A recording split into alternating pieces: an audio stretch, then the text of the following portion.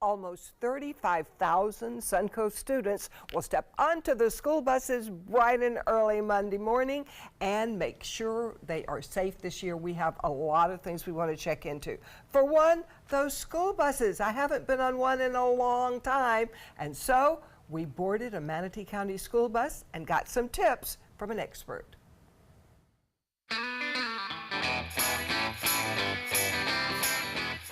Right now, before school starts, what should parents be doing to prepare the kid for riding the bus? Well, we always want the parents to be involved in establishing a route to and from the bus stop. So they need to familiarize themselves from walking from their house to the bus stop, be aware of their surroundings, know their bus number, know the bus time as well.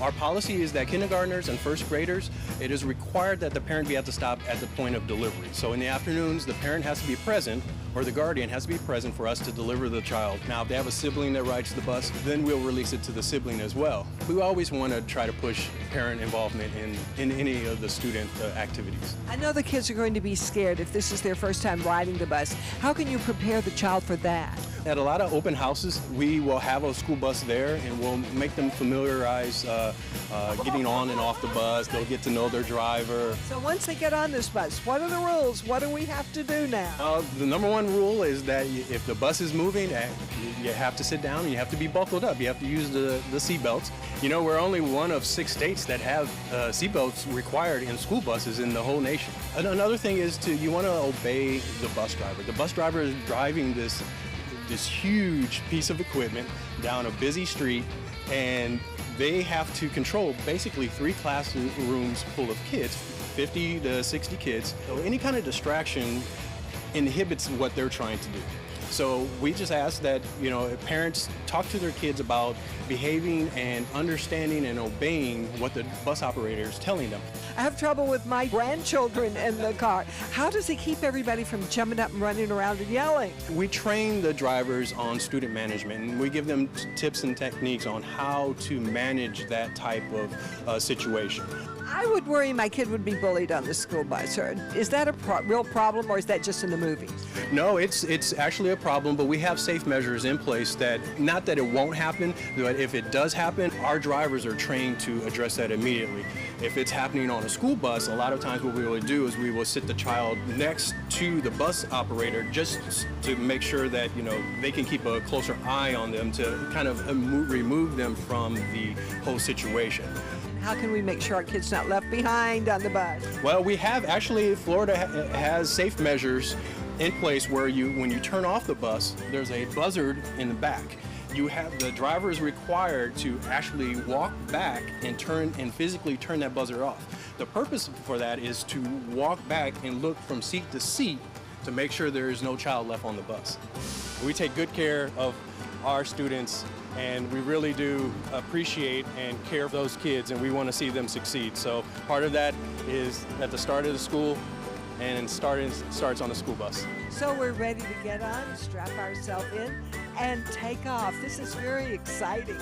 Wow, first day of school, here we go. And I won't talk. I swear I won't talk. Always got trouble for that.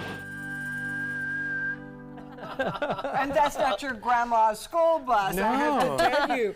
It is modern technology all the way. Wow. And there are enough cameras in there so they see everything everybody's doing, so you can't go home and say, he hit me, because they could check that out. Wow. We were just saying, we didn't have air conditioning, we didn't have seatbelts, seatbelts. It was no a air. hot mess in there when we were If kids. they hit a bump, you went up. Yeah. So I'm glad. I remember that. I'm glad. No more, no more. These Good. are first-class buses. Of course, it's going to be a big change for drivers on Monday morning, so motorists, listen up.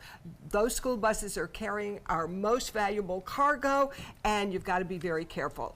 And if you get a ticket, those tickets start at $165, so pay attention. Here are the rules. We all get confused about when you've got to stop. Here are the rules. On a 2-lane road, all motorists must stop when you're approaching a school bus that is stopped with its red lights flashing and its stop arm extended. On a multi-lane highway divided by a paved median, drivers in both directions have to stop. But on a highway that is divided by a raised barrier, like a concrete divider or a paved median or an unpaved median that is at least 5 feet wide, drivers on the opposite side of the road from the bus don't have to stop. So remember those rules. These are good tips, Linda. Oh, yes. Yes. The police are going to be out on Monday morning. For more information about school buses and other issues, go to manateeschools.net for Manatee County and SarasotaCountySchool.net for Sarasota.